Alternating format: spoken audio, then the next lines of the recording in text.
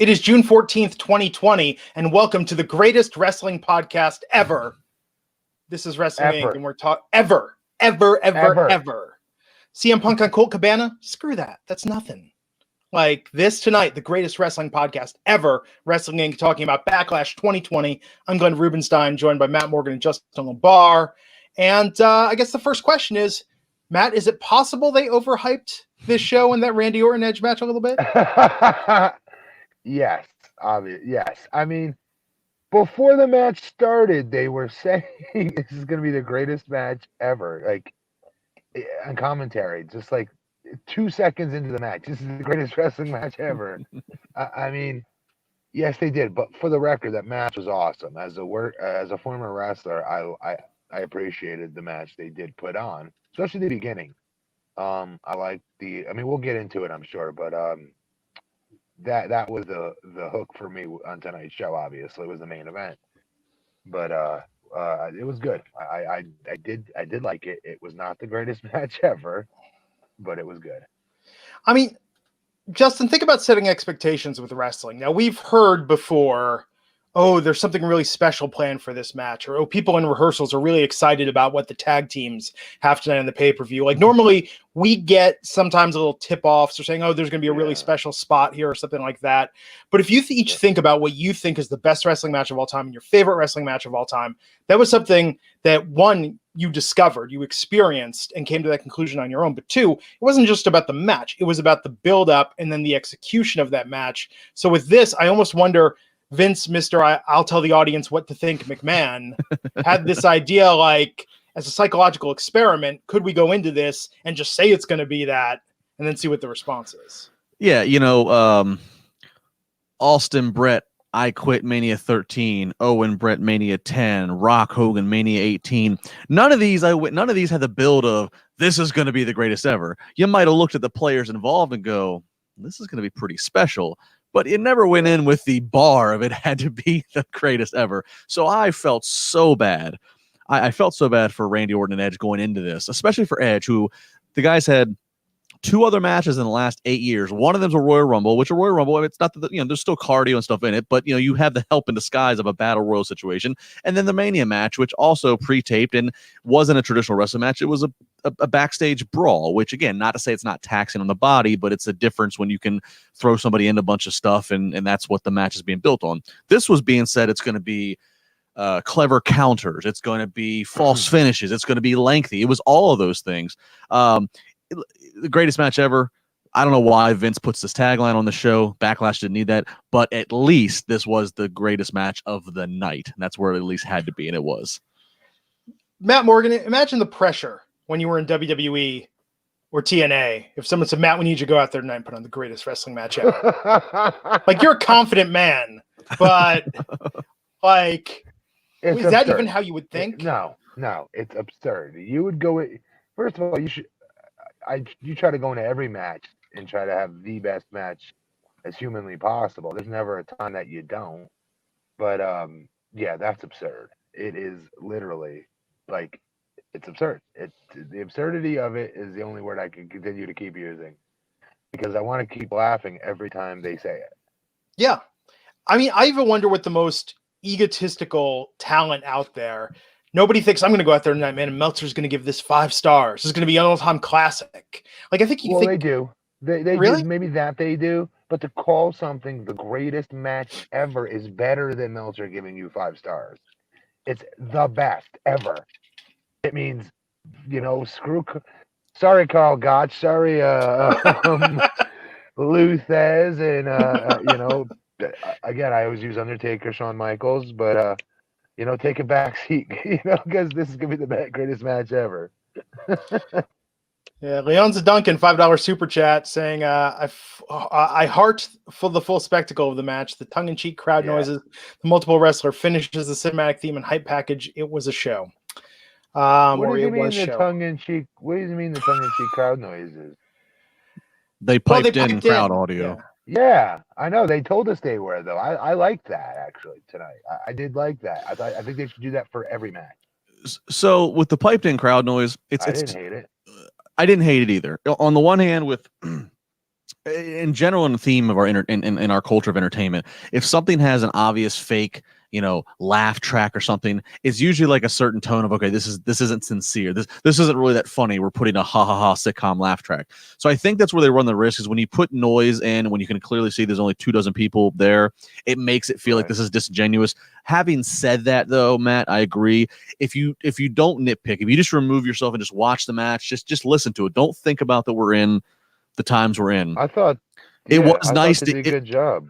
It was nice to hear when there was when Randy Orton's in trouble, the heel's in trouble, he's scrambling and he grabs the rope to get out of a submission. It was nice to hear an echo of boos. It was nice to hear at the appropriate time, this is awesome. So like in a way, it was like, this is the crowd noise that I expected the WrestleMania match would have had Mania happened in normal circumstances. So for that, I didn't hate it. I don't know if I want them to make a habit of it, but I didn't hate it for this.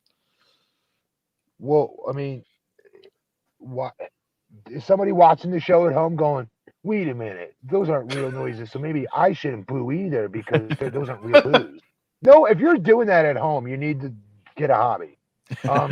Because this is the thing we've been talking about. Everyone keeps saying it's hard to watch these matches in front of nobody watching it. The NXT superstars being lined up in the audience, everyone started to, okay, it helps a little bit. That's kind of cool. But it's still missing that noise that is killing their heels.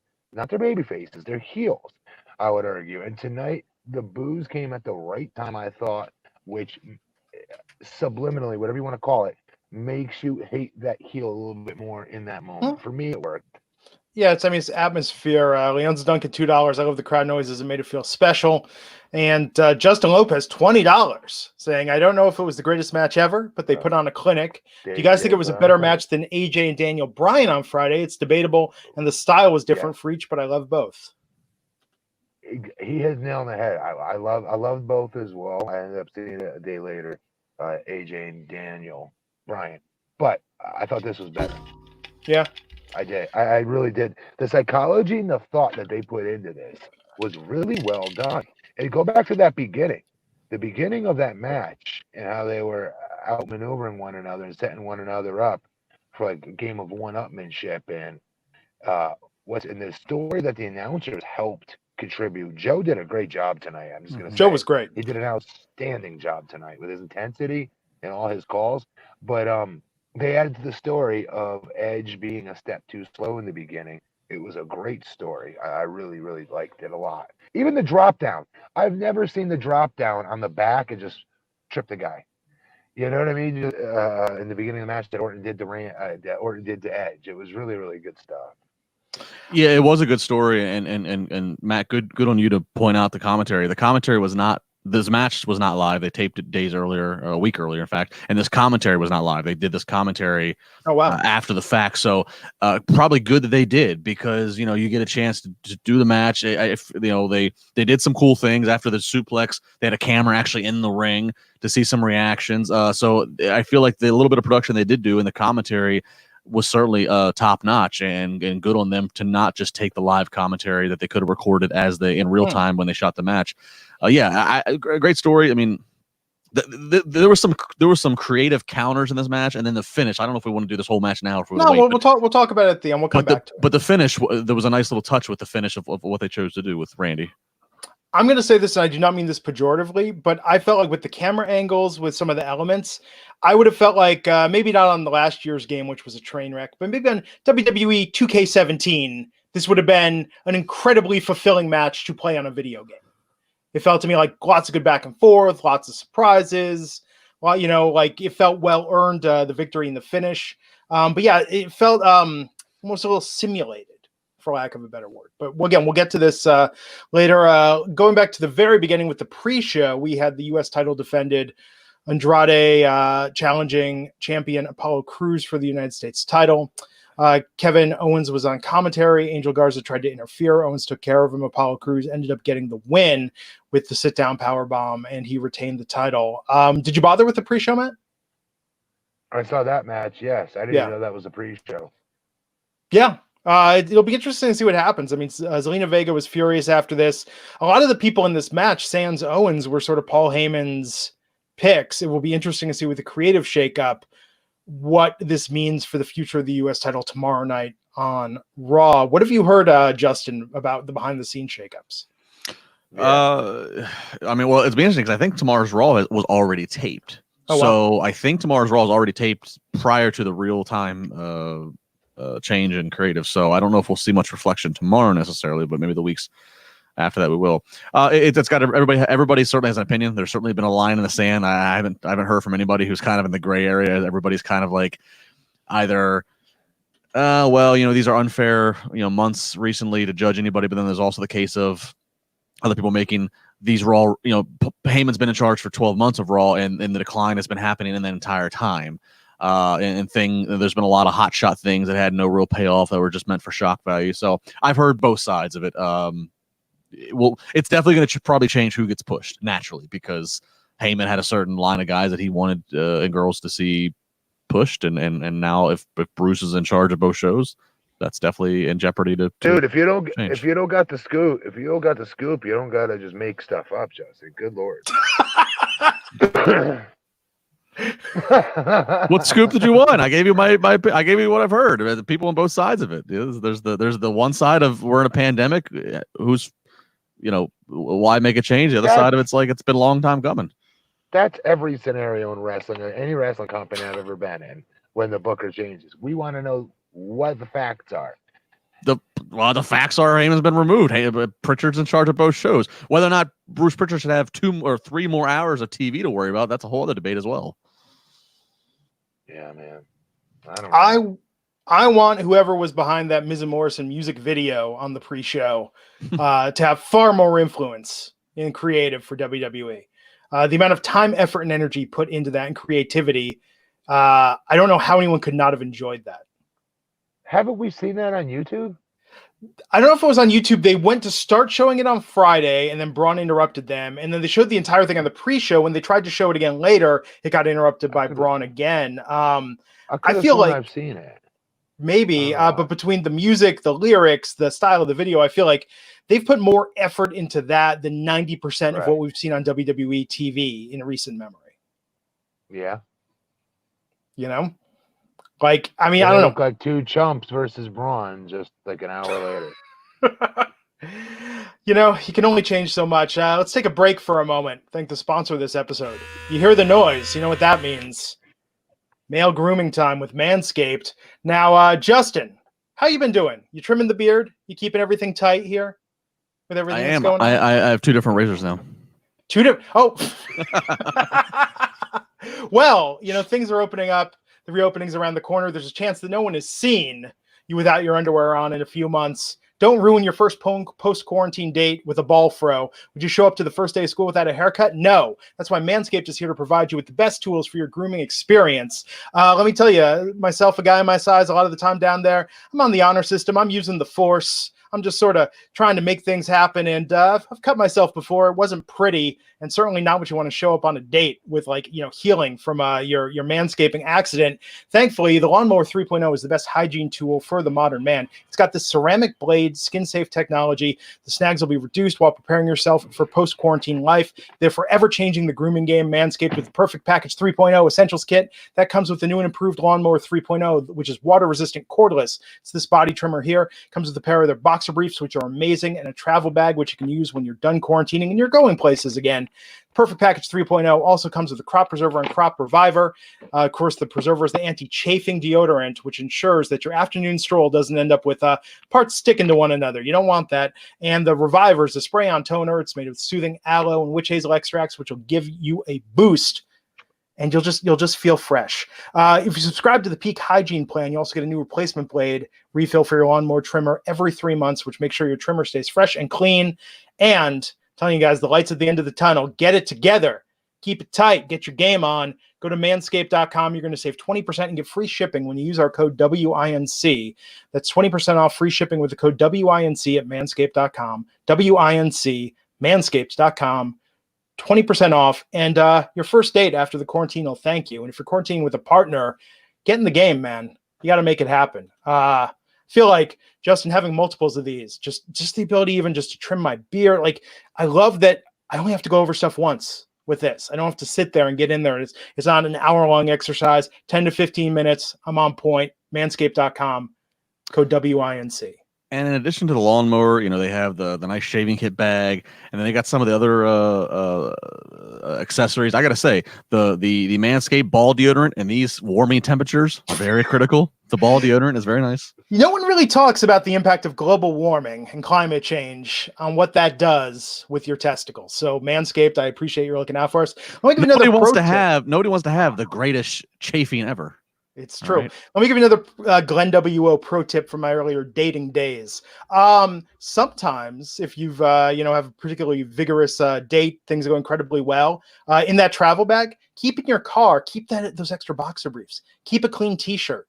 It's kind of nice sometimes, that you can just sort of freshen up when you need to. Really helps. Manscaped.com, promo code WINC to save 20% and get free shipping. And we thank them for sponsoring the Wrestling Inc. podcast. Let's talk about the triple threat women's tag team title match, the Ikonics versus Alexa Bliss and Nikki Cross versus Sasha Banks and Bayley. And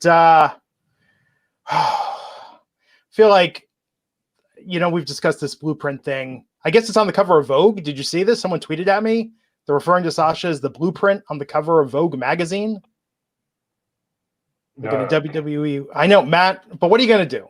What are you going to do? Nah, don't care. I know, but just know our audience feels it for you. But let's talk about this match. This was really, really fun, right? I mean, there were some great moves involving all three teams. I think that Sasha Banks and Bayley winning still felt earned. It didn't feel like it was just predetermined. I mean, this was almost I don't know where else you would put it on the card, but it's a shame that this had to open the show. I thought this was a very good match. Matt, I'm curious to get your thoughts. Yeah, it was good. Who would you say won? Sasha and Bayley retained. Yeah, I don't think they should have won. Really? Who? The Iconics, because the Iconics to start building. We started making them. I thought we were supposed to start taking them more seriously again. I just think they're like a more real tag team. Yeah, I thought they looked good here. Yeah, I'm a fan of the Iconics. They did, and they're good, and they're getting they're only getting better. But if you notice, the more they've given them, the better they've gotten. I just think, I don't know. I need no offense to Bayley and whatnot and Sasha, but I don't know. I feel like they've been treading water for 2 years now. It's really about their one-on-one feud. I don't know how much more. What needs to happen? Why do we care once they get to it? Like we said this. I feel like a broken record. We said this like 2 years ago. Yeah, like or a year ago. It feels like, and then they got to it. They teased it, and even then we didn't care. I know I didn't. But the NXT roster of women that are, my opinion, way better, better.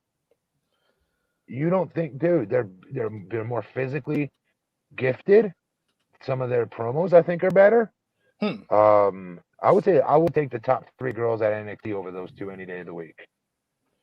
Wow, any day of the week, dude. Because listen, there's something to be said about once that bell rings. Do you look like you're someone who could legit kick somebody's ass? Are you kidding me? Yeah. Sasha can't get on roller coaster rides halfway across the country, let alone look like she's going to kick somebody's ass. and then you have the top 5 on NXT. I would take that. I think that they don't do enough with. Friggin' okay, you guys don't think you take Sasha or Bayley over Bianca Belair? It's different though. Hang on. You're starting a division. You're starting a women's division. You have a choice between those 3. Who do you take? First pick. Who do you take? I'd probably take Bianca, but part of that is the psychology also of knowing that Bianca's at the start of her career. I mean, this almost seems weird to say, but I think Sasha and Bayley right now in the hierarchy of things are entering, like, I'm not saying they're there yet, but like the Trish Lita territory is starting to look on the horizon in terms of like where they are at the stage in their career. Like they're not the young up and comers right now. And I think that now, granted, what they did was incredibly powerful and they helped further establish women's wrestling at an incredibly critical time.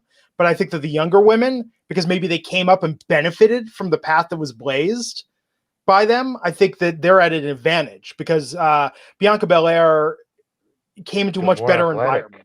Yeah, well, I think but they're also allowed to be way more athletic. Think about when In Bayley their started. matches? Think about when Bayley Sure. started training at the Performance Center and Sasha. That was still a Divas mentality when they walked into the door there. Like they are the ones that paved the way for Bianca and Rhea and all this talent now to have substantially more of an impact on their careers from day one because they were allowed to go in there and there were no restraints put on them and no expectations of what a female wrestler was supposed to be. So I respect them for that, but at the same time, So like what happened that's what tonight with all the ring time they had in the ring tonight for that tag match? What did you see that was more athletic than what we see from Bianca Belair and company? I liked how they did even the win with Alexa doing the twisted bliss and then the pin getting stolen by Sasha.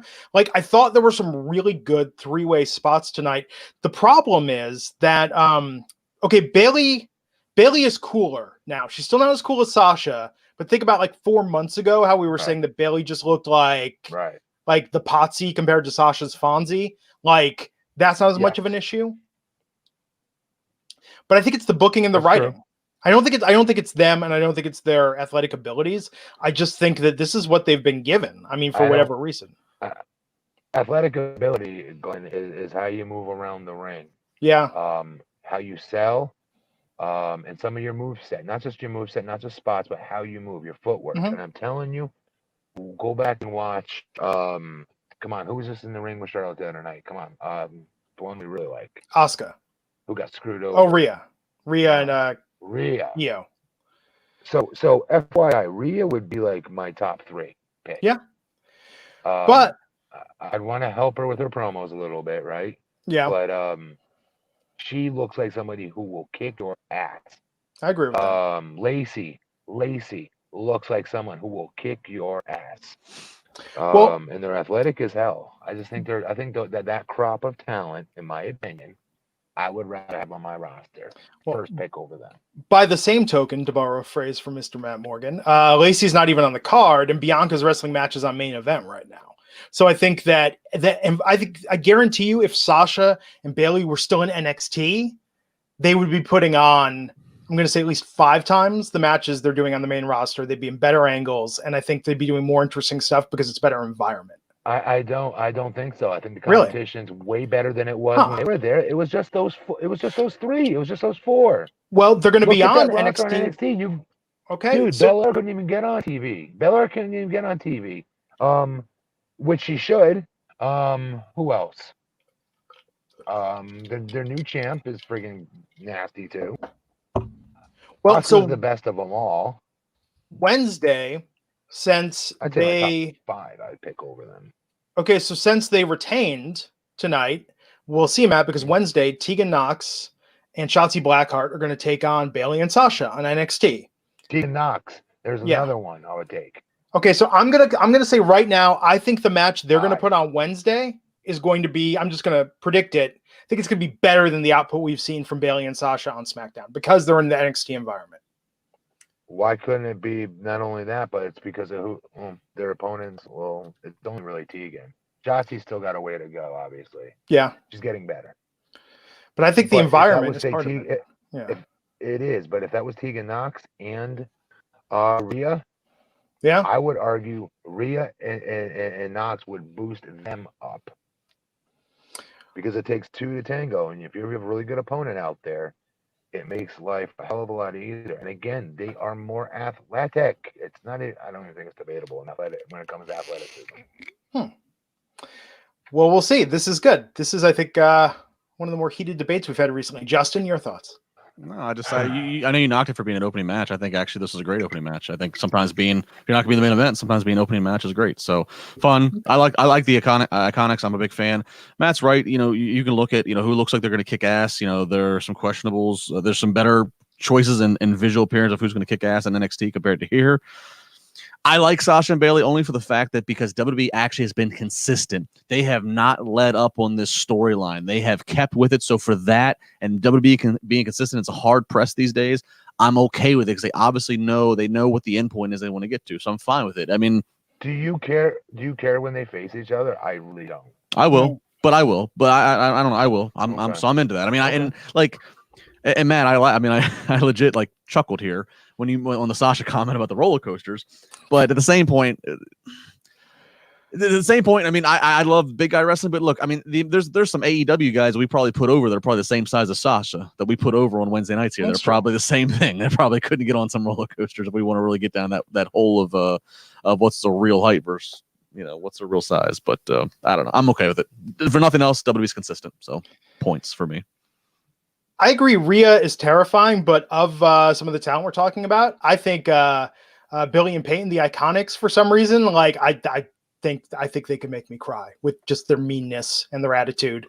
When we say big, we're not talking about Nyah Jacks here.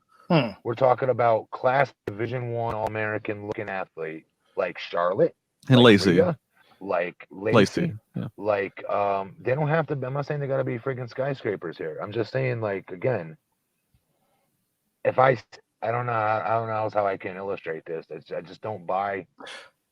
She's good on the mic. Sasha's good on the mic. I just don't buy her kicking anybody's ass. I just don't. Let me say this. This is a compliment I don't think anyone's ever given that I've heard when talking about a wrestler before. If I had to hire any woman on the WWE roster to be my bodyguard, Rhea Ripley is 100% my first choice.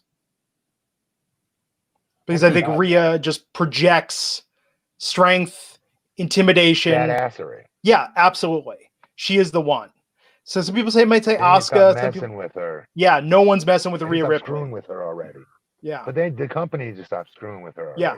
She's a top flight talent. I don't know what they're doing with her. They need to work with her on her promos and get her back. She's talented.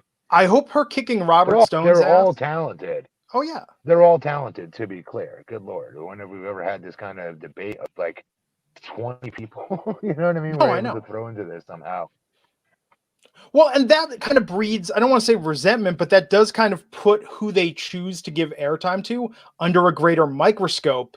Because to your point, all six women in that match tonight are taking away spots from the Bianca Belairs, the Lacey Evans.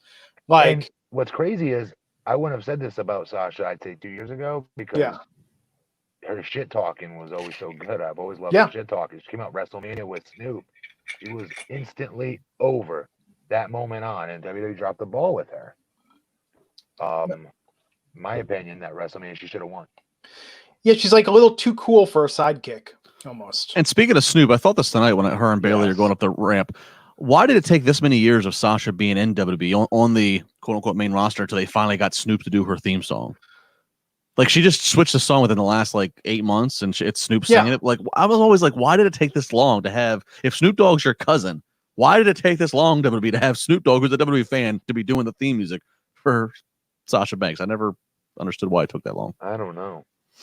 Steve Marcuccioli super chat is saying Tegan Knox from NXT is a talent that he thinks deserves more of a spotlight. Yes.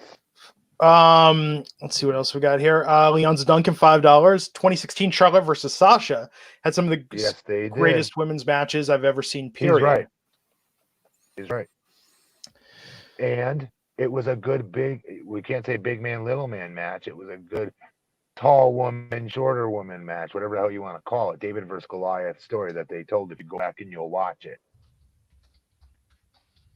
Oh, someone's saying this. Rhea Ripley's really only 5'7". The way they shoot her, she looks like. How does she look so tall? Yeah, I was gonna say she's like 6'3", maybe. She looks 6 foot. Yeah, she looks 6 foot. That's crazy. Wow. Yeah, whatever they're doing with her camera.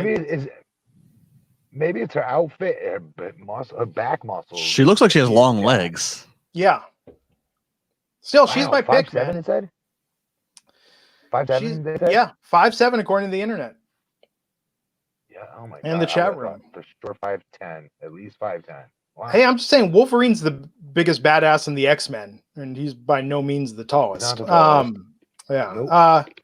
So let's talk about Sheamus versus Jeff Hardy tonight after the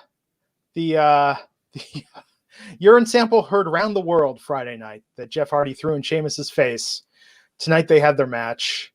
Huge knockdown drag out, lots of back and forth, but ultimately Sheamus got the win. I still think Jeff Hardy is coming out ahead after Friday night. Yeah, I mean, What do this you mean is by that? I'm just saying, like, you can kick my ass, but if I threw like a cup of urine in your face, like I still feel like Oh yeah. like- What's going on? Yeah, I got it. yeah.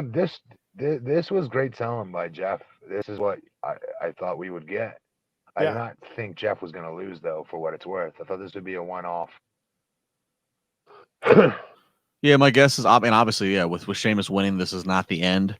Interesting note, the next pay-per-view should be Extreme Rules. I saw the graphic WWE has. The Extreme Rules colors are the Jeff Hardy Boys colors. It's a different Extreme Rules. You know, in the past years, the Extreme Rules graphics have been actually. Yeah, so I'm guessing that it'll probably be Sheamus versus Jeff Hardy, Extreme Rules type of situation, ladder or something. Yeah, the graphic was completely different. It was pretty sweet. Yeah, it's a totally new take on the graphics. You know, like Jeff sold really well. To Matt's point, my biggest complaint about this match was this is a very personal feud. Obviously, all the bringing in the real life demons and all that stuff. So I do not want to see both men come to the ring and me wait until the bell until they lock up. Like this, if anything, this is the one where Jeff came out first, and then Sheamus comes out. Jeff should be storming his ass at the ramp and taking him out. Why does Jeff even let him get in the ring? What the F is that? That was my biggest problem, is this did not start the way a personal blood feud should. 100%. He's 100% right. When it's feud, same with, I would argue, Edge and Orton to some degree too, right? But they've been in the ring for promos getting up to this point, so maybe there's some space there you can throw. I don't know. But he's right. When it's this heated and this personal, yeah, you're supposed to like meet the dude on the ramp, start freaking throwing fisticuffs immediately. Yeah. Or even if the bell ring, I don't know. I just felt like it started too much like a traditional wrestling match. I had a problem with that. But you're right. It did. I made that mistake before. Yeah, you're right. So I guess my question is, we've got a month till Extreme Rules. Like, they're going to just keep having to escalate this feud. So whatever we saw Friday, whatever we saw tonight, like, I mean, I was gonna say this could literally go down the toilet. But yeah, like, who knows what we're gonna see on SmackDown in the coming weeks to build this. But yeah, I was surprised Sheamus getting the win. But yes, that definitely signals that this is continuing.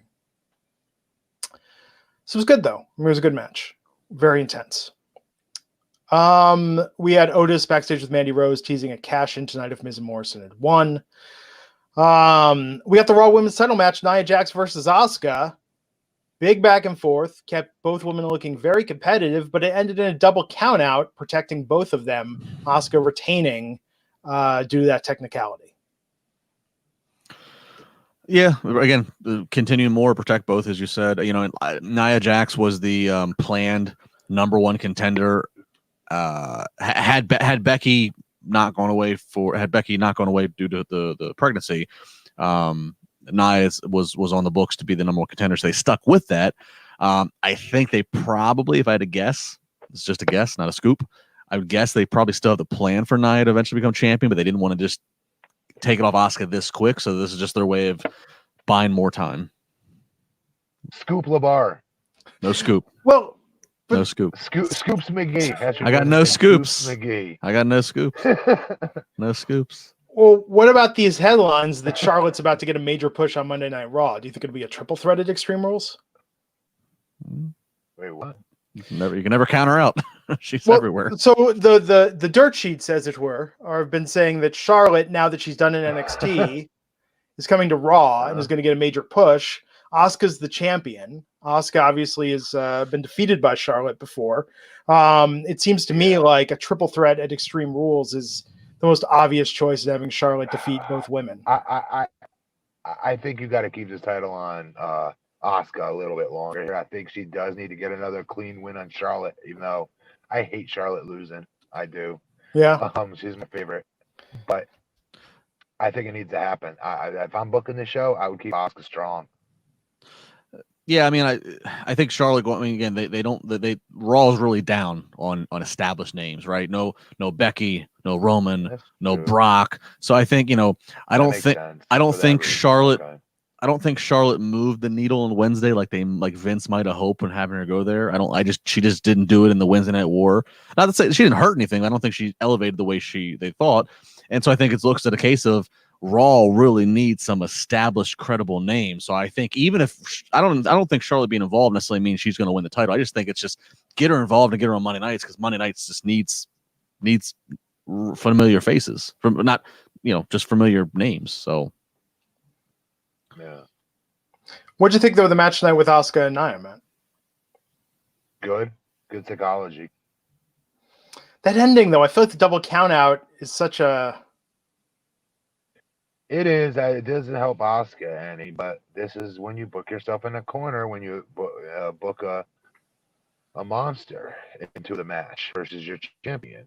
Usually your monster gets built up to lose to the champion, or you're switching titles and the monster is going to be your champion. Mm-hmm. One or the other, not what we saw tonight. So this is a tough spot to be in. Yeah, it was a surprising finish, I think. But I don't know. But maybe I'd be fine with this versus the alternative. If they're not going to do a clean finish and the other alternative is a DQ, maybe I'm okay with this. I don't know. Versus a DQ, if it's going to be one or the other, if it's not going to be a clean. So I don't know. No, I'm saying it should have been. I think Nyah Jacks should have lost cleanly.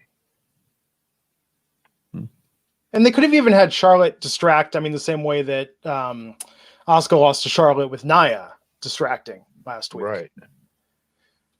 Yep. I don't know. Would have tied a loose end too. Yeah. So we'll see what happens tomorrow. But we got the 2-on-1 handicap match for the Universal title, the Miz and Morrison versus Braun Strowman. This is what we're talking about. Yeah, I know. It's weird how they had the stip, not the co-champions thing, but whoever pins Braun is going to be the champion. Like getting into the weeds on the technicality of it, like it was ever an option. But I mean, we knew Braun was winning this. Yes, we did, and it was boring and too long for what it should have been. Well, and no Bray reemergence. So do you think it's going to be Bray versus Braun for the title at Extreme Rules? I don't know. Yeah, no. What about you, Scoops? What'd you hear? 3 scoops of chocolate says wait until SummerSlam. Yeah, I don't know. I mean, this is like I don't know. Text somebody, Justin. You text someone right now and you get Matt some answers. Yeah, what the hell? This is too long. I mean, yeah, this is too long. It was. Braun versus the Fiend is the next thing. I don't think you. I mean, I would try to hold it out to the big show. The scoop is they're waiting for SummerSlam to try to do the first somewhat back to normal show. I don't know. It was just the technicality of whoever pins and becomes a champion. So you just right there. Okay, it's like. We saw Miz break up a pin because he got jealous. He didn't want Morrison to get it. It was just dumb. The only thing I can say, it's fun watching their little goofy song be to the music of Van Halen's Right Now, essentially the same melody, which is funny because Van Halen Right Now, WWE used in 2006 for a WWE On Demand promo, which is one of my favorite promos I've ever done. Oh, yeah. Most people probably don't remember it, but so little minutia, it doesn't matter. Yeah, this is too long. Didn't matter. Braun's still a champion. Give him an actual challenger. Sorry. So what's your answer? No, I'm joking. What was the question? Tonight. I'm joking. We'll see. I mean, Miz and Morrison are clearly stars of SmackDown for the amount of time they get, the amount of time these creative segments get. I wonder if they're going to be in something. Like yeah, but what do? Do you put them back with New Day? Do you in a feud? Do you have them go with Heavy Machinery? I could deal with Miz and Morrison on SmackDown being the unwelcoming committee to a Matt Riddle. Oh, that would be interesting. Better than Dolph, maybe. Anyhow, let's talk about Bobby Lashley versus Drew McIntyre. Drew McIntyre retaining tonight. Lana providing a distraction. Man, this was a good match, though. It was. Crap. This was a good match, I thought. I thought Bobby looked really good, but ultimately in the booking, though, it's like if they're going to keep Lana in this storyline with him and have him lose, I mean, I don't know. Like this felt like more the end than a to be continued with Drew. As far as what do you mean? Well, the feud. Bobby? Yeah, Drew versus Bobby. I feel like Bobby's going to now have something with Lana, and who knows where that's going to go. Yeah. I was hoping I like the match. Yeah, I was hoping tonight was going to be like even Lana turning, just the end of Lana Lashley, the thing that the Paul Heyman thing that started, that never had any finish in the Right. in the conception of it. That's It right. just was open ended. Same way that they did the Right. whole Liv Morgan interrupts interrupts the wedding. Yep. They never follow up. And here's a scoop for you, Matt. Paul Heyman and WWE told the commentators, do not make any mention of the word lesbian or Liv and Lana with a relationship. Don't make any mention of it. Because there was never Folks, and that's why he's the best color commentator in the game. Wait, there was what is never it, Major League? there was never meant to, there was never meant to have, it's like they just end this already. This has no point. And what sucks is going into this. So why can't they do that with this? Why can't they just do that with this? Just cut it off. There's no Exactly. more Lana Bobby. That's it. Cut off, because going into tonight with the consistency that they had booked Bobby to look like the badass he is, and considering it's like, okay, Drew's been this babyface champion, but you're in this weird setting. He doesn't have the fan adulation, so maybe we can just take the title back off him, let him chase again when we get back to normal. I don't like to bring it into play, but it was even mentioned on another podcast on Wrestling Inc. with myself and Nick. Given the movement of equality right now in the country, tonight was the best potential chance of Bobby Lashley becoming world champion in WWE. Tonight was the best chance ever, and the fact that it didn't happen, and they're still continuing this stupid thing with Lana. This to me is just like, all right, now he's just going to go back down the slide into nonsense. But so Drew's still champion. I'm not mad that Drew's still champion, but yeah, this was a chance. And they did here in this match what I wanted Sheamus and Hardy to do. Bobby got Drew in the damn full Nelson before the match even started. Drew hadn't even took his ring gear off. And I'm like, this is what should have been done in the blood feud earlier. So Yeah, that's a point. Good match. Both guys worked. I still think worked their asses off. Sorry. Worked their ass off, yes. Giving this match way too much oxygen for what they did at the end with Lana. Like I hated that so much. It's a title match. I felt like we should give it the oxygen, but I think spin Lana back into something. You're correct.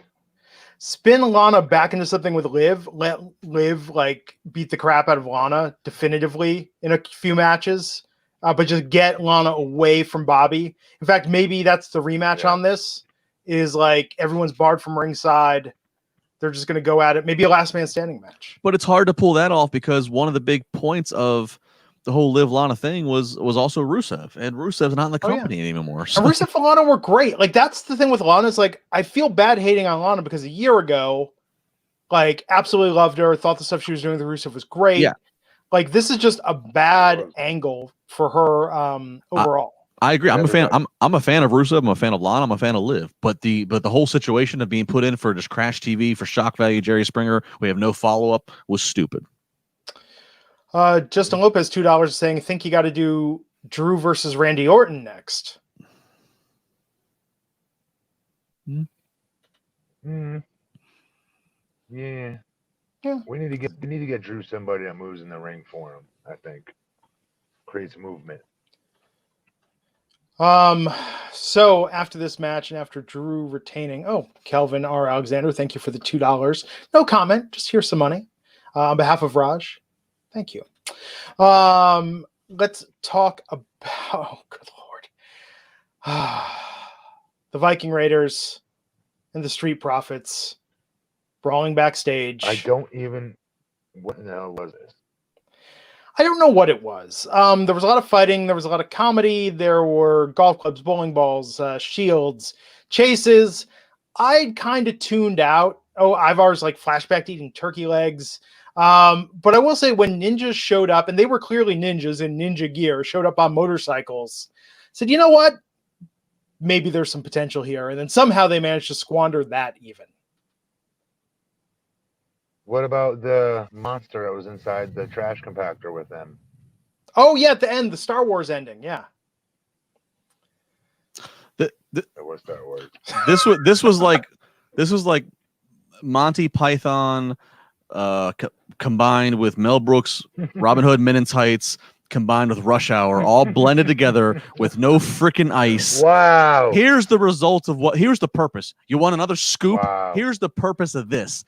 This was meant to be, let's put the stupidest effing thing possible so that way the greatest wrestling match ever doesn't have to follow anything tremendous. Oh, it's true. You know, it's funny you say no ice. Matt Morgan, you can relate to this. How bad is it when you take the protein powder and you go to mix it up And you got no ice, you got no banana, you got no thickening agent, and you're just drinking where like this is like weird chalky, like chocolate milk. Like the ice and the banana really help in the shake. I'm the worst person to ask this question to, because I just mix it up with this much water in my shaker cup. So you just power it down your numb. You don't use ice? No, I think you gotta use a real blender for all that. That's true. That's true. You just use a shaker cup just to get it done with quick. How many grams of protein do you require a day, Matt? The fans want to know. I take in 50 every 3 hours. Oh wow! But Jesus, it's probably I probably piss a good port. I probably only your body only takes like 43 to 45 of that. Wow. This discussion here about Matt's protein regimen more interesting than the match or the non-match segment we saw tonight with the Viking Raiders and the Street Profits. What can I just say something? Is there anything here to give credit for like trying like the not photography? I don't even know what you call it. The special effects stuff. Again, ninjas on motorcycles. Maybe it's just like the 7-year-old boy in me that grew up in the 80s thinking ninjas were the coolest thing ever. Like ninjas on motorcycles is pretty hard to screw up. So almost more credit that they failed to make that interesting. It's to the same thing as Sasha and Billy. They have been oddly consistent every week to build with the Viking Raiders and Street Profits. So they put all this time into this. So it's like, I guess again, tip of the cap. A tip of the cap of consistent, I guess. But I just watch this. I'm like, well, this is certainly setting the bar low for what Orton and Edge have to follow. I meant as far as like the production stuff that they threw in there. Do you know what I mean? When they were like knocked delirious there for a couple seconds on top of the garbage bags, and like he had like that flashback. And could somebody explain something? Did I miss something with this whole? You're cute. You're not so much you. Like, what is that all about? I don't know. They're trying to make him the Otis of Monday Night Raw. It's very awkward. It is so awkward. It's like I feel like I feel like I missed a hashtag on Twitter for like an entire week, and I'm coming onto it late. Like, is there a joke I missed somewhere here? Well, it was from a previous skit which they showed, but yeah, they've done it in all of their skits, which is weird because I think that Eric is the better looking of the two, which is why I find it funnier that they do this. Well, also Eric is the one weird. It's forced. Isn't I don't remember their name. Eric's the one who was Ray Rowe in the Indies, and he's actually the one who's married to Sarah Logan. So like he's actually like the known. I don't know about the other guy. I don't know his story. Maybe they're just trying to get him a date. So, you know? That's what I mean. I don't know if it's a joke that like the other guy's not married or something. Doesn't have a girl. This would never be like we're missing. Listen, Scoop, you got to find this one out for us because I have a feeling there's an inside joke here that why they started this, and we just don't know what it is because this doesn't make sense. Nobody in real life does this. This doesn't happen in real life. Maybe it's like the Rick Root thing. Like if you just go out there and keep saying that somebody's good looking and sexy. Hang on, he's on the. Hang on, I know. Matt's being loud. Give me one more time. Okay, I'll pass it on. He's talking to the. Bruce on line 2 says we just wasted way more time on this. Move the F on to the main event. Let's get going. Tell the curtain jerker that gives you all this information by burying all the other talent, hopefully that you'll put them over when it's time to talk about their match, that we said thank you. Justin's gonna be publishing scoops like, so apparently Ivar, like backstage, like all the women are into him. Like word on the street spoiler, like for spoilers and shit, I swear to God, guys, when I was at TNA, you could always tell my opinion, who I used to think would give these reports, like the stooge off the finishes and stuff, and what was going to happen on TV, because like they talk out of nowhere about guys like that weren't even on the show. Like I think they should give a push to suicide or like just random people like not really suicide, but people like that weren't even on the show out of nowhere and like bury every single thing. It's like there's some truth to this. It's usually a guy that's. You know what I mean? Not Matt, happy. Have you? Did you ever watch? Like Bobby Lashley is not going out there and giving people finishes to the websites. Yeah. Did you ever watch The Departed? Yeah. Great Scorsese film. Good. There is some. We could do a whole podcast on. There is some truth to the. Send the bad information in and let's flush it out on the other side. That is very much a Yeah. play in the So you're right. This guy is getting a lot of praise in this post over here. Who's he talking to? That's a real thing. Like, You're right. When I was at WWF, I was like, dude, this dude's on Velocity. Why not are putting him over so hard? Let me just say this. If Akira Tozawa's new gimmick is that he's the leader of a gang of motorcycle riding ninjas, like, I might watch 205 Live to see if that's going to become his thing. What do you? Because that's got potential, dude. Like, forget what. You're correct with how over ninjas were when we were younger. Ninjas were yeah. And did you ever have ninja throwing stars? I always remember we'd have one friend that somehow got them. I had them because I had an older brother who had them, and a boken. Do you remember what a boken was? It was like a wooden sword, I believe. Oh yeah. We had nunchucks, and my brother, I wasn't allowed to use them, but I did. The throwing stars, man. Throwing stars, that was like the coolest thing you could have as a kid in the 80s. It absolutely was. The nunchucks, I realized after about 30 seconds, I was never going to get the hang of those. They're painful. They're painful if you've never used them before. Oh, yeah. Oh, absolutely. So we got a super chat here. Let me do a little housekeeping, pay some bills. Alex Alberto G, $5. Has Lashley versus Lesnar lost all luster? That's the sentence. I know. Feels too late. No meaning. Them at SummerSlam doesn't seem interesting anymore. Both lost to Drew. I still would pay to see it because for me, I can't forget about this garbage that how they've booked Bobby and even Lesnar losing. For me, because Bobby has always, since the day I seen him walk into OVW, was like, this is Brock Lesnar's foil. And they just never did it. Well, I'm talking back in 2003, 2004 maybe. Here's the only way they could turn this around is if tomorrow night on Raw, Bobby Lashley is backstage talking to Lana and is like, woman, I got feelings for you, but you are my kryptonite. Like, ever since I've hooked up with you, like, I can't win anymore. Like, you are just bringing me down. We need to be separated. We need to lock you away from me, far away from me, and that's how I can win a match. I mean, yeah. Can't even be in the building. About it. I'd be willing to forget about it if it's him versus Lesnar. I could easily suspend my disbelief. Yes. Because they're both real badasses. Also, I like to start statements sometime to my wife by saying, woman, I think that really helps drive home any point when you're talking to the opposite sex. Yeah, you're recruiting for bruising, yes. Like that would say. Yeah. My wife could totally kick my ass. Every time I've started a sentence like that, I'm like, I need to run and hide. Like, this could go so horribly.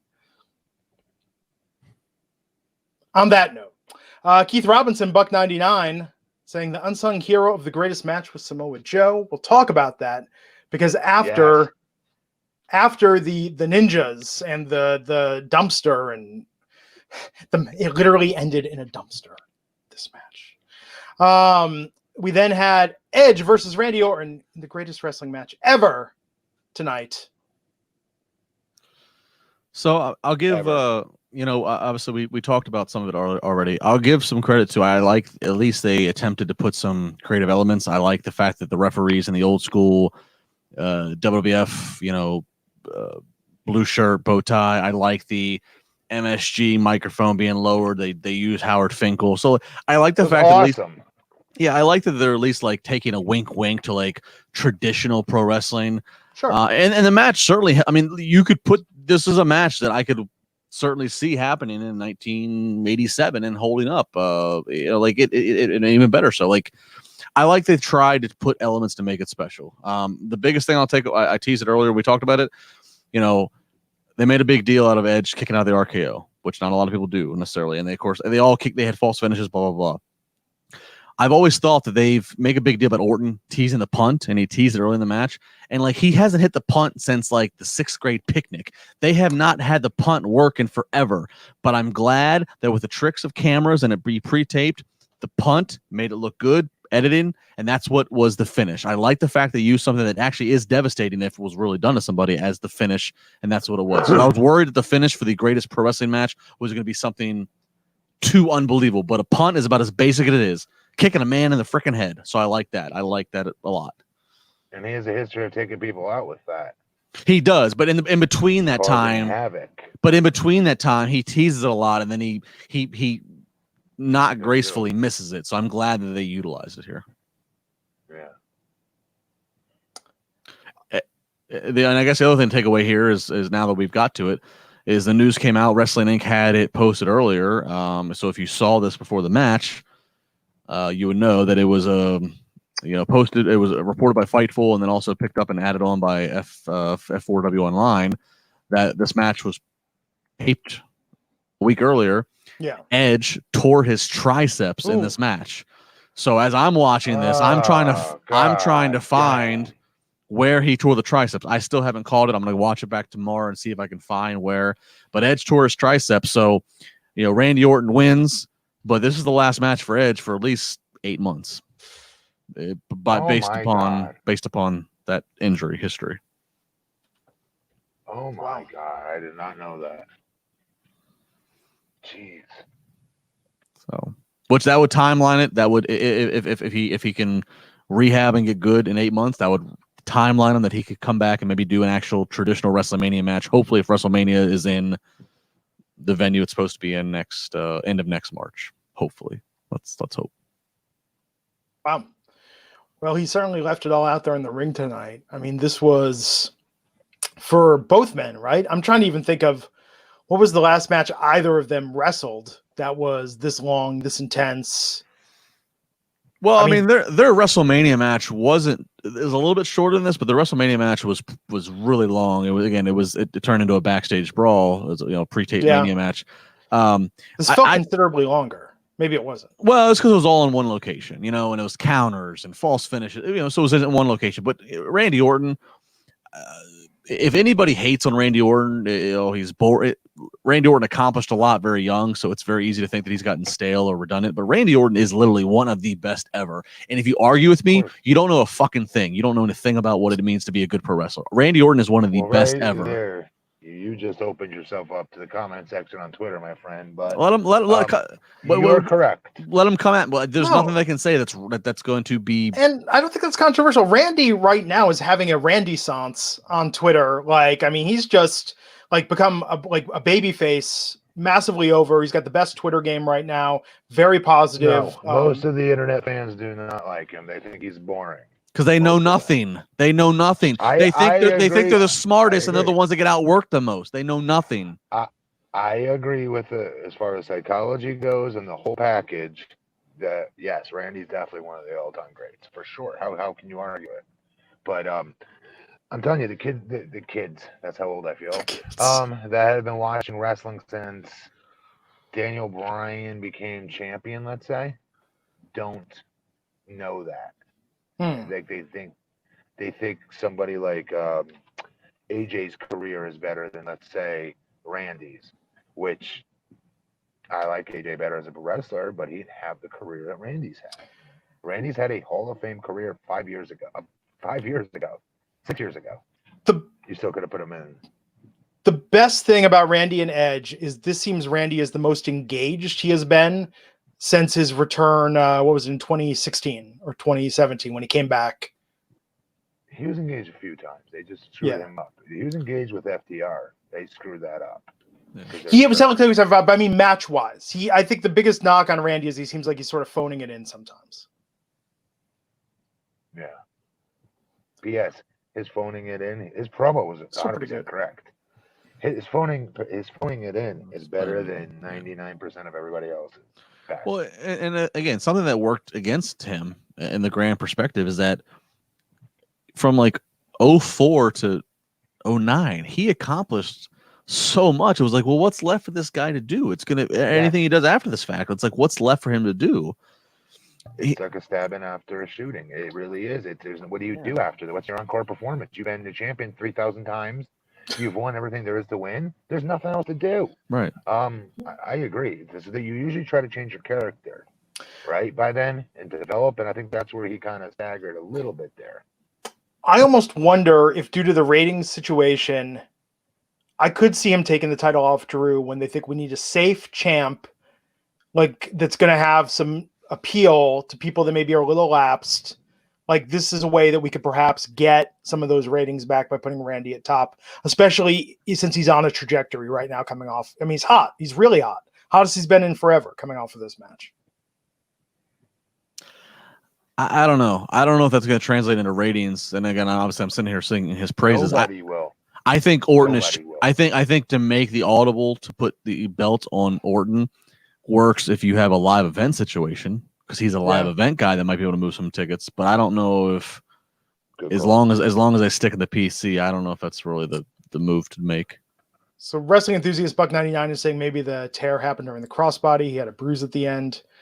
Joalit Barwane 699 Canadian saying, I'm so glad the punt is so protected. Hopefully Edge gets healthy so they can have a Hell in the Cell I Quit match to end it all at WrestleMania. That would be something. I mean, that would be the setup. If he's like I said, if he's healthy by the time Mania comes around, they're now 1-1 in this feud currently. So yeah, I mean the rubber match, yeah, maybe a big epic stipulation. Yeah. This match tonight, if this had not been called the greatest wrestling match ever, if they had just put this on and it went out there tonight, I would have said this was amazing. This was an awesomely well done, well told story. Great match. They both were all in, and then some. And for fans listening and watching, go back and watch. When we talk about the stuff that makes Randy Orton, watch all the little things Randy does. When you hear other wrestlers say, oh, it's the little things that you do that really make you stick out and become a star. I'll give you an example. During the match when Edge goes to shoot Randy off, Randy kind of looked, and Joe called it like out of it already. Watch Randy's foot. He always does this sell job where he looks like he's rolling his ankle. Go back and watch. Whenever Randy Orton sells, he does this gimmick where he always rolls his ankle. So imagine if you rolled your ankle like in real life, what it would look like. Randy knows how to do that with his ankle in real life and not hurt himself. It's like the littlest detail he always does when he's selling. And he doesn't take 1 second of body language away from anything that he's doing on this sell. He is really that good. You have to see what I'm saying, guys. Go back and watch it. It was a really good match. So good. Removed from all the hype and the build-up, I think there's a lot there. It's just no one does this. No musician says I'm releasing the greatest album of all time. I'm releasing the greatest movie of all time. Because the reviews write themselves. Hey, they needed something. They went with this. It is what it is. But this was a great match. I did like it a lot. It was really good. We'll see what happens tomorrow in the follow-up to this. But yeah, it sounds like Edge is going to be out for a while. And what was Randy whispering to Edge? I could have sworn he said he's effing going to kill him. I could be wrong. But that is what I thought I took from that. Okay. And I don't know. I don't know when you're referencing after the match. On the announce table. Oh, and I don't know that. I know after the match, after he pinned him, he got close to Edge and said, you're done. Go home to Beth. Go home to the kids. Ruby and Lyric. Tell them Uncle Randy sent you. And he just slapped him on the chest and got up. That was after the match. I don't know what he said on the table. Oh yeah, said tell them Uncle Randy said hi. Said hi. That's right. So there you have it. I mean, this was a different pay-per-view on many, many, many levels tonight. Overall, what'd you think, Matt? I thought it was a good job. I liked the pay-per-view, honestly. I didn't hate it. I liked it. I thought there was a lot of different, levels to it, if that makes sense. Like, we made fun of the Ibar stuff and whatnot, but it did do a good job of going in a completely weird, different direction altogether to set up for that main event, which I thought was good. I thought this was so different with the production stuff that they did in this match. I really liked it. I hope they do more of it. We shall see. Justin, what else is going on in the world of wrestling? That's it. That's all that matters. That's it. No scoops? Nope. Nothing? Nope. Ugh. Zero. Ice cream shop is shut down. We're done. I snorted. how much I laughed at that.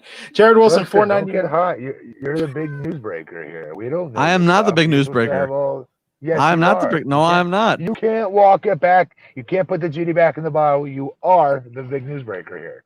We Matt depend Morgan, on you. pay attention. Raj, bylines more newsbreaker. Here, here's my trick. I'll give you my trick right now. I'll let everybody know. My trick is this: if I know stuff, if I know it, I don't report it. I use it to help steer my opinion. So that way, if my opinion is correct, LaBar looks smarter. LaBar's not out there on the hook when things changes because LaBar's been there. LaBar had it in the past when things are going to happen. Raj's boy, things are going to happen. Things change. So you know what? I just save it. I give my opinion. So if you listen and read between the lines when I give my opinion, maybe you'll figure something out. I don't do the reporting. I just don't do it. All right. Really quick. That's the Jared secret. Wilson, $4.99 super chat. I'm gonna come back to that. I don't want this to go away. This was Orton's best match since his feud with Christian back in 2011. Great match between Edge, Orton. Very enjoyable. That's a good call about his series versus Christian. Those were very good ones as well. When Christian was champion, they went back and forth, I think, with the championship at one point. Now, back to you. Why are you referring to yourself as LaBar? Make sure everybody knows what I'm talking about. Leon's Duncan, $5. Last super chat, I promise. Hey, Raj wants you to super chat it up as much as you want. I go to Lesnar versus Drew versus Lashley. Bobby wins, then Bobby versus Lesnar solo. Bobby wins. Bobby versus Drew rematch. Bobby then feels big. I'd be down with that. Gotta get rid of Lana though, and that's how you tell it storyline wise. Like, look, I've been there. We've all been there. We've had friends, male and female, that make a bad relationship decision that holds them back in life. And I think that's how you explain it with Bobby. And I think he can come back in a heartbeat. Got to get rid of Lana. That's even too much. Even that we've seen them just cut storylines out of left field. This is one they just need to cut. Have you ever had, and I've had this with a female friend coincidentally dating a man. She went through so much drama with her boyfriend. I kind of wanted to be there and see the breakup. It felt very cathartic. I felt like, and why? Because you feel like you experienced all the bad stuff. Yeah, I was like, I need to see this. I need to, and I feel with Bobby and Lana, it's kind of the same thing. I need to experience this. I feel like I'm owed. Oh, you're funny. Glenn. It's not male, it's not female. I'm just saying, I lived through the drama. I feel like you're emotionally invested so much. You were there during the hard times, the great times, the bad times. I need closure for me. You need to see this. Yeah. I need to see it. What's up with Chris Statlander? People in the chat are saying she has an injury, ACL. Yeah, tore her ACL. She so her and Britt now both out. AEW can't catch a break, man, with the women. That stinks. Yeah, I mean, I think she even said, I think she confirmed on social media she tore it doing a dive. So dive to the outside. Wow. I mean, which, maybe it was Orton. I don't know. Glenn, I don't know if you know this back. I think Orton even said recently in an interview, when asked about AEW and WWE styles, no disrespect to the guys and girls in AEW, but sometimes that style, which also is done in other promotions, you got to think long term. You got to think not a 5-year career, but what's a 15-year career? What can you do every night? And some of the work rate and some of the style and expectations in AEW and other promotions is that's not a 15-year plan. That's a 5-year plan at best. And when you're on the road doing house shows eventually, which AEW is not doing, you're going to have to, when they start doing those, they're going to have to really, a lot of them are going to have to reset. Like Daniel Bryan did a good job with that. See, Daniel Bryan also was a submission wrestler too. He does everything. Mm-hmm. You remember? But at first, don't you remember how them always making a big deal about Daniel Bryan always doing the dive? Mm-hmm. And then he kind of took it back without being boring in the ring still. He was still exciting to watch. Still to this day, he's exciting for me to watch. Stuff he was doing with AJ Chain Wrestling, I thought was awesome. Yeah, and people, I know Cena's a lot removed these days. He's in Hollywood, but when Cena was in his peak, people got on Cena for the 5 moves of doom. And it's look, just like Bret Hart in the 90s, Bret Hart had Russian leg sweep, elbow from the middle rope, sharpshooter. every big name has signature moves and sequences they go to. And yeah, like John proved on like big nights that he would pull out different things for the moment. But like if you're the guy that's got so much money, millions of dollars of investment on your shoulders, you got to do things that are not gonna yeah, you got to do things that are going to help the longevity. Like I know people got on Cena, like Cena would hold his hands up more obviously to chair shots or whatever. Like okay, I'm sorry he's not Balls Mahoney of ECW 97, not taking chair shots straight to the head. He did. Exactly. It's you got to think longevity. If you're in front of 5,000 people on a house show, yeah, put those damn hands up. It's like always put them up. Yeah, longevity. Also this Jim Ross used to tell us when we were in OVW that pick 5 moves and do them well. Yeah. That's what he used to tell us. Sure. Swear to God. But don't you think Chris is young enough in her televised career that she's just, one, she's not there yet. 2, she's trying to make a name. I think once you get established and once you're over with the crowd, it's a lot easier to go out there and give them the greatest hits rather than when you're trying to establish yourself and get noticed. Yes, that's the conundrum. I agree with that as a younger talent. I remember, I told you guys, I did a Shooting Star Press and Cornette walked in and told me if I ever did it again, I'd be fired. They're not paying me to be a 7-foot Rey Mysterio. But still, it was in my head that I've got to show them I'm more athletic than the average giant. I have to. You know, and that takes a while to get out of your system. And like, you know, I have nothing to debunk Matt's story there. That's a real case in point here. But even with Chris, I would argue with Chris Statlander, if she was just another girl that's out there trying to just trying not to look sexy and be athletic, but she actually tries to have a gimmick, maybe even a little bit over the top and hokey, but she commits to this like alien gimmick. I would think if you're a talent who actually has like some gimmick with substance and has all these other elements you can do, she boops the noses. That's her way of communicating. It's like she should do less not athletic, but dangerous things, right? Yes, that's what I'm getting at. Like she can rely more on the gimmick. Yes, she's not just in generic. She's not just in generic ring gear with generic name. Got to do something to really wow. She actually has a gimmick, so that's what throws me off with her. That's a good point. We shall see. So Eddie Omang, $1.99. Do you guys think Jericho will ever come back to WWE? Yeah. Hall of Fame. I do. Yeah, maybe the Hall of Fame or whatever, but I bet you he absolutely will. Definitely. He's got too much of a storied career there. You're right. I mean, yeah. I don't think it's never say never about any talent. I believe. If Bret Hart can make amends and come back after the screw job and his brother dying in WWE, if Ultimate Warrior can come back after the things that were said and done and documentaries done, if Hulk Hogan comes, like how many people, look at who are the major players who have never come back. There's nobody. What Nails supposedly choked out Vince McMahon over a money negotiation. Well, we've never seen Nails again, but Nails was never made a better. Man. Macho Man's the only one. And had he not died prematurely, he probably eventually, you think, based upon what we hear from the people around him. So yeah, the water is always water under the bridge. CM Punk, maybe one day. Business. Oh, that's a good call. Yeah, I think so. One day. Joey Adorjan's pointing out in the chat, Jericho's 50 in a few months. I think in 2 years or whenever his contract is up, I could see him. I think there will be a very lucrative deal that will lure him back to end his career in WWE.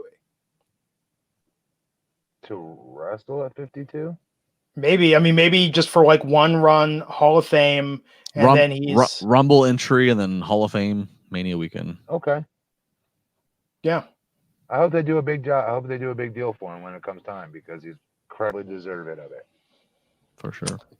Also, what's with Bailey and the stupid idiot stuff? Speaking of Jericho, like, man, it's like with Sasha and the Blueprint, Bailey and Jericho's stupid idiot. Like, get some original stuff. Yes. It's the little things. It's the little things that just annoy me. So I think that's it, guys. Wow, we got over 1,000 people watching us live. This is insane. This is amazing. Is that good? Is that good? That's great. I mean, we get close to this a lot, but whenever it breaks 1,000, I'm always like, this is just nuts. It was the greatest podcast ever, Glenn. Don't act so was. damn surprised. There you have it. I could have been did a dance before, kid. Yeah, so he's at BP Matt Morgan, and because people were asking, text Blueprint to 22525 to support Matt's campaign and what he's running for. Thank you, guys. Thanks, guys and gals. Do it. Appreciate it. Do it. Incredibly simple. Do it. We talked about it last week. Do it. And 24 hours from now, we're going to be back here to talk about Raw. So Matt Morgan, get some rest. You're working like crazy. You're watching the wrestling. You're talking about the wrestling. Justin LaBar, maybe you could do it. You know, you and me both. We could do a little more physical activity. We're like 80%ers. We could not give in as much as Matt Morgan. He's making us look like schlubs here. So we could step it up, LaBar, and I will as well. We'll be back here tomorrow night to talk about Raw. He's at BP Matt Morgan. He's at Justin LaBar, Matt Glenn Rubenstein. Till then, stay safe, stay healthy, stay sane. We'll catch you back here on the Wrestling Inc. podcast.